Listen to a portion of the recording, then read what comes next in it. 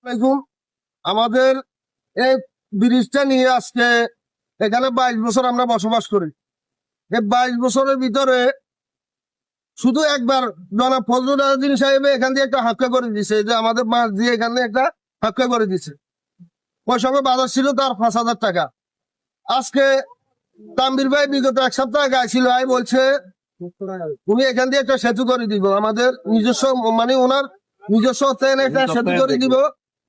এটা শুধু উনি মুখে বলে গেছে, তবে আমরা এগুলা গ্রাহ্য করি না, যে আসলে আমাদের এটা বিশাল একটা স্বপ্ন ছিল, আমরা এখান দিয়ে হাঁটি যাবো, এটা আমরা বিশ্বাস করি না। আজকে উনি নিজের নগদে প্রমাণ করে দিছে আসলে তামির ভাই একটা মহান মানুষ, এবং উনি আমাদের সাধারণ জনগণের দুর্ভোগ দেখে উনি আজকে আমাদের এই বিশাল একটা কাজে, বড় একটা কাজে অবদান ওনার সম্পূর্ণ নিজস্ব অর্থায়নে উনি এখান দিয়ে একটা ব্রিজ করে দিছে।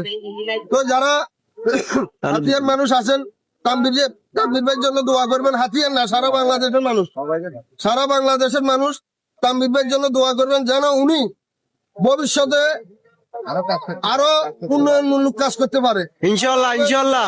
আপনারা কি বলেন? আমাদের এই ব্রিজটা নিয়ে আজকে এখানে 22 বছর আমরা বসবাস করি।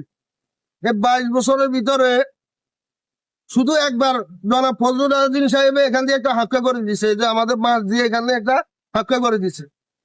ওই সঙ্গে বাজার ছিল তার 5,000 টাকা। আজকে তাম্বির ভাই বিগত এক সপ্তাহ আগে ছিল, আই বলছে উনি এখান দিয়ে একটা সেতু করে দিব, আমাদের নিজস্ব মানে ওনার নিজস্ব অর্থায়নে একটা সেতু করে দিব।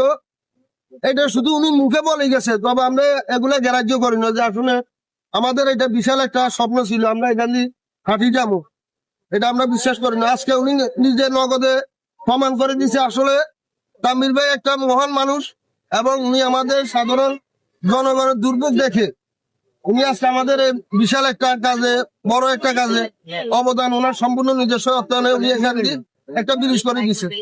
তো যারা হাতিয়ার মানুষ আছেন, তাম্বির ভাইয়ের জন্য দোয়া করবেন। হাতিয়ার না, সারা বাংলাদেশের মানুষ, সারা বাংলাদেশের মানুষ তাম্বির ভাইয়ের জন্য দোয়া করবেন, যেন উনি ভবিষ্যতে আরো উন্নয়নমূলক কাজ করতে পারে ইনশাআল্লাহ ইনশাআল্লাহ। আপনারা কি বলেন?